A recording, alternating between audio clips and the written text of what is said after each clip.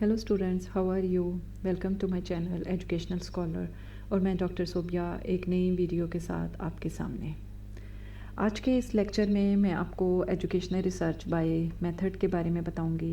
Last में हमने research method की टाइप्स बाय पर्पस देखा, जिसमें हमने basic research, applied research, action research के बारे में देखा। एक्शन रिसर्च को आप इम्प्लीमेंट करके कैसे एजुकेशन की फील्ड में डिफरेंट प्रॉब्लम्स को सॉल्व कर सकते हो, उसके लिमिटेशंस के बारे में देखा।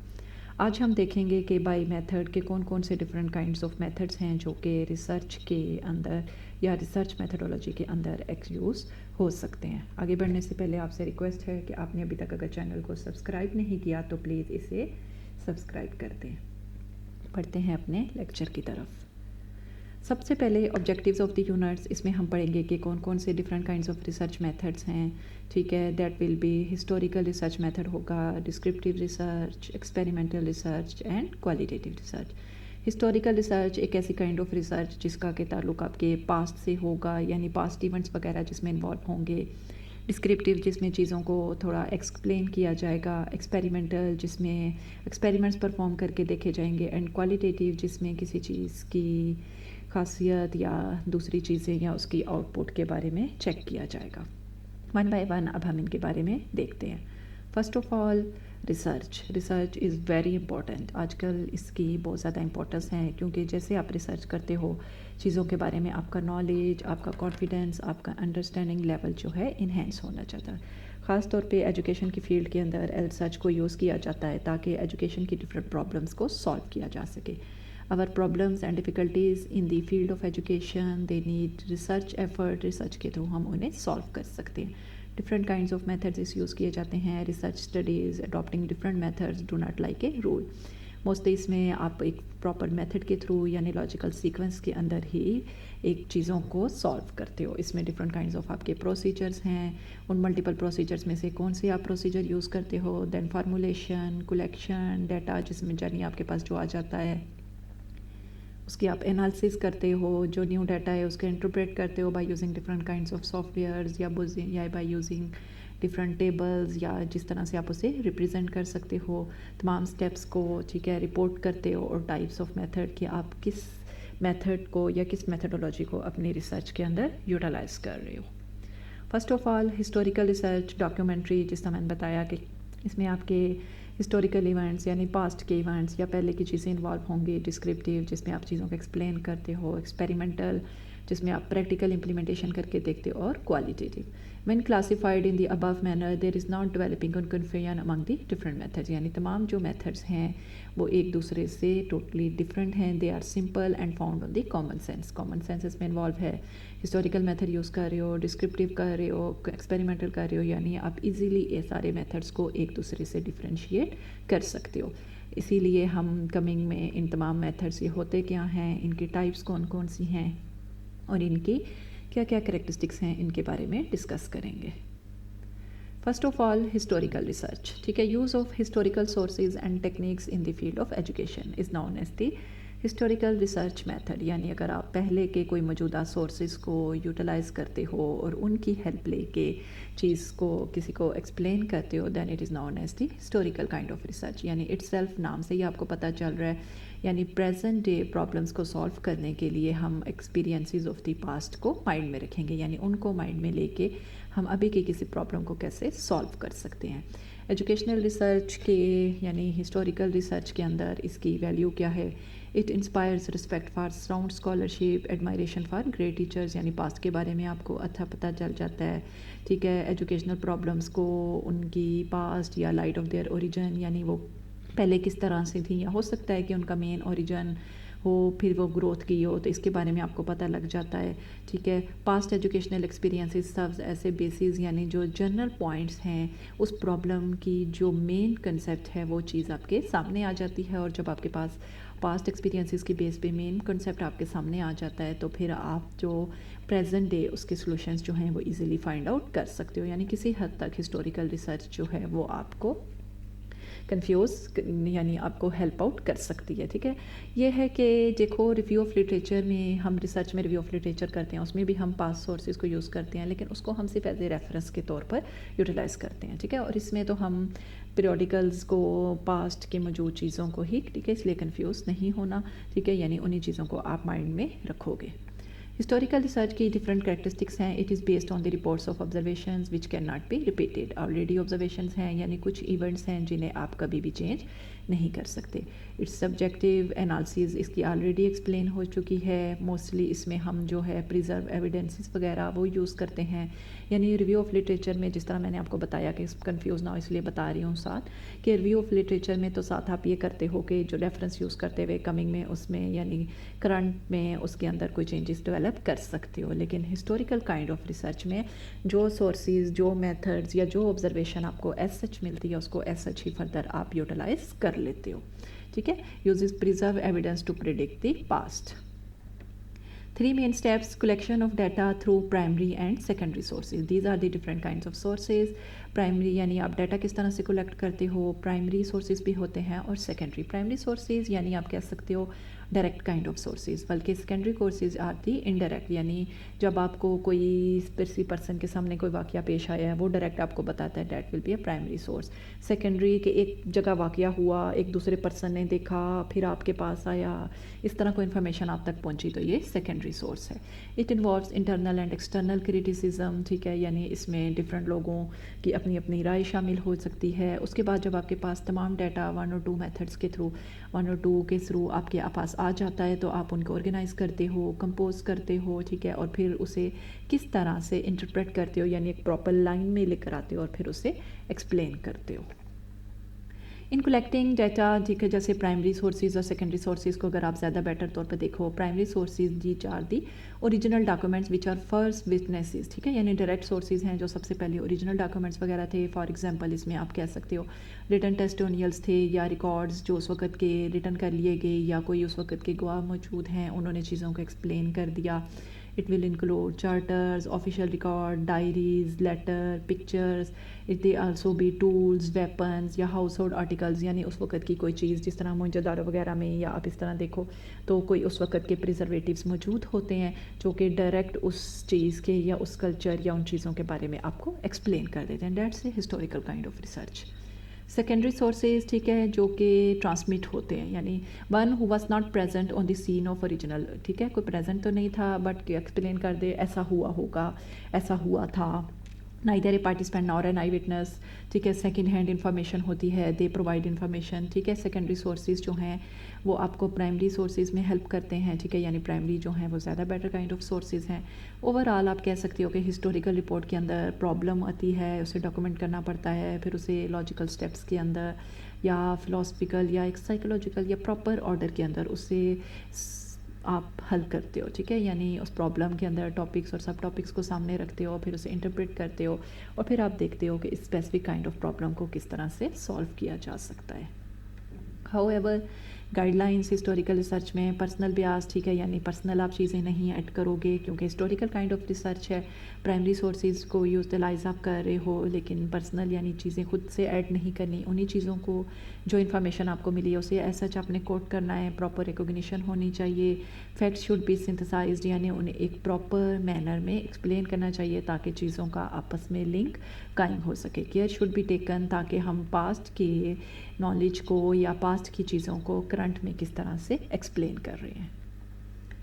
Second kind of research is the descriptive kind of research. ٹھیک ہے, اٹ از کالڈ نارمیٹیو یا سروے کائنڈ آف ریسرچ بھی اس کو نام دیتے ہیں. سروے کا مطلب ہوتا ہے کہ جب آپ کسی اسپیسیفک چیز کے بارے میں کوئی انفارمیشن وغیرہ کلیکٹ کرتے ہو. It concerns itself with the present phenomena in terms of conditions, practices, beliefs and processes. یعنی آپ کسی چیز کے بارے میں جاتے ہو, ایک کوسچنیئر ہوتا ہے, آبزرو کرتے ہو, ڈفرینٹ کوسچنز آنسر کرتے ہو یا انٹرویو کرتے ہو, ڈسکشن کرتے ہو. ٹھیک ہے, جو کہ ڈفرینٹ کائنڈز آف میتھڈس کو یوٹیلائز کرتے ہوئے آپ انفارمیشن کو کلیکٹ کرتے ہو. ڈسکرپٹیو ریسرچ کی کریکٹرسٹکس کیا ہیں؟ اٹ از کنسرن انڈیویجولس نہیں ہوتے جبکہ اس میں آپ ایک کمیونٹی کو, ایک پاپولیشن کو مائنڈ میں رکھتے ہو. لارج نمبر آف سبجیکٹس یا پارٹیسپینٹس اس میں انوالو ہوتے ہیں آپ کے. اس میں لوکل پرابلمس یا ود ان دی اسکول کسی ایجوکیشنل پرابلم کے اسکوپ اس کا واسٹ ہے. آپ کے سرویز جو ہیں وہ کوالٹیٹیو ہو سکتے ہیں یا کوانٹیٹیو ہو سکتے ہیں. کوالٹیٹیو کا مطلب کہ اس میں اگر آپ نے گڈ بیڈ کو دیکھنا ہے، کوانٹیٹیو یعنی کوئی ریٹنگ اسکیل وغیرہ لکھنا ہے 1 2 3 اس کی بیس پہ، ٹھیک ہے. اور اسے آپ وربلی یعنی سمپل ایکسپلین کرنا چاہو وہ بھی کر سکتے ہو، اور اگر آپ میتھمیٹیکل ٹرمز میں یا کسی پرسنٹیج کی فارم میں ایکسپلین کرنا چاہو تو وہ بھی ایزیلی کر سکتے ہو. اس کی ہیلپس کرتی ہے یہ آپ کو ایگزسٹنگ پرابلمس کو فائنڈ آؤٹ کرنے کے لیے، ٹھیک ہے. جب آپ ڈفرینٹ پکچر، ڈفرینٹ چیزوں، ڈفرینٹ کوسچنس کو، ڈفرینٹ مائنڈس کو، ڈفرینٹ ٹائمس کو دیکھتے ہو تو وہ آپ کو انفارمیشن ملتی ہے. آپ کو ٹولس کی ڈیولپمنٹ میں، اس کے علاوہ نالج کو انہینس کرنے میں اور بیٹر انڈرسٹینڈنگ کے طور پر ہیلپ ملتی ہے.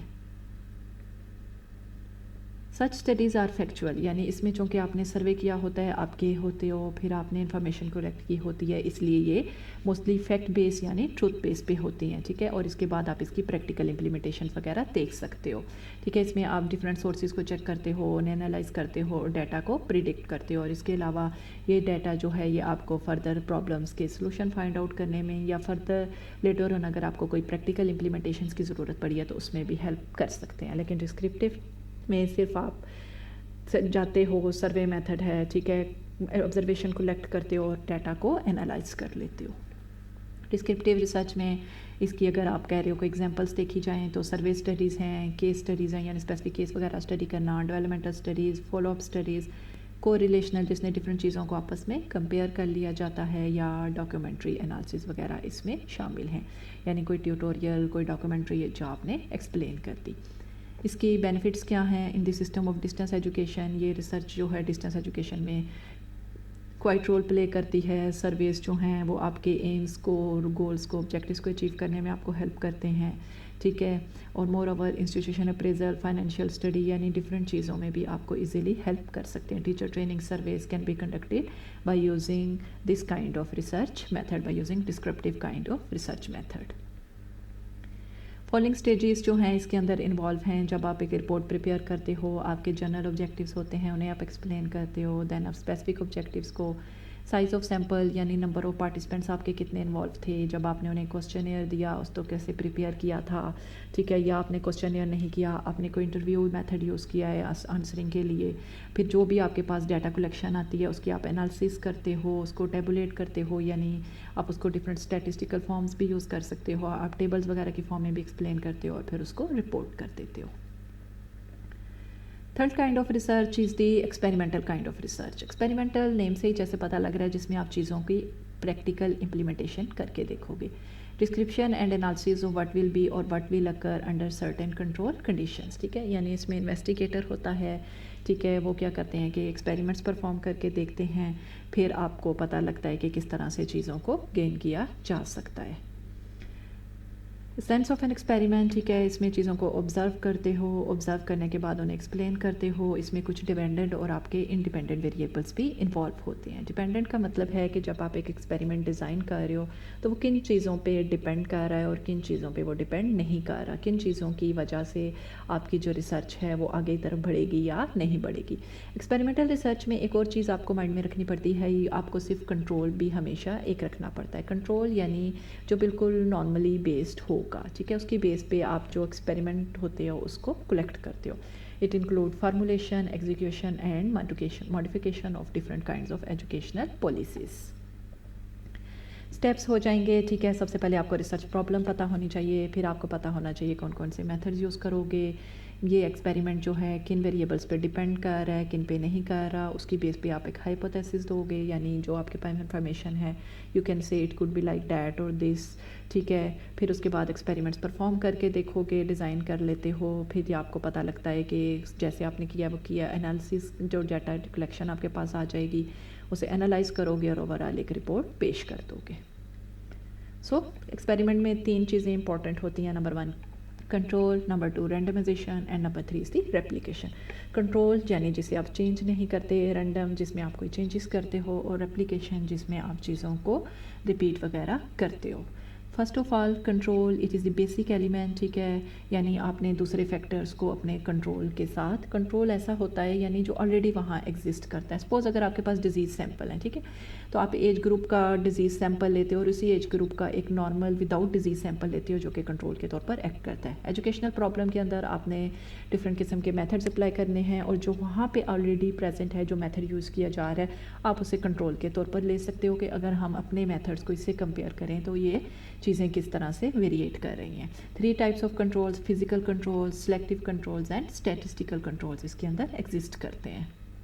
Randomization, it is very difficult to exercise a complete control. Efforts are made to cases in the experimental and control groups, यानी आप चीज़ों को चेंज करते हो ताकि जैसे सपोज अपने मेथड जो इम्प्लीमेंट करके देख रहे हो तो ऑलरेडी एग्जिस्टिंग या जो ओवरऑल मेथड यहाँ पे इम्प्लीमेंट है उसमें से क्या फ़र्क पड़ रहा है, ठीक है। रेप्लिकेशन, जिसमें आप नंबर ऑफ़ एक्सपेरिमेंट्स करके देखते हो, एक को दूसरी दफ़ा तीसरी दफ़ा रेप्लिकेट करके देखते हो, ठीक है, ताकि आप देख सको कि ये रिज़ल्ट सेम आ रहे हैं, डिफरेंट आ रहे हैं, इम्प्लीमेंटेशन भी हो रही है या नहीं हो रही, ठीक है। यहाँ पे आप इथिकल इश्यूज़ को माइंड में रखते हो जब भी आपने एक्सपेरिमेंट डिज़ाइन करना है। इथिकल का मतलब है कि आप किसी को भी पिन पॉइंट इसमें नहीं कर सकते।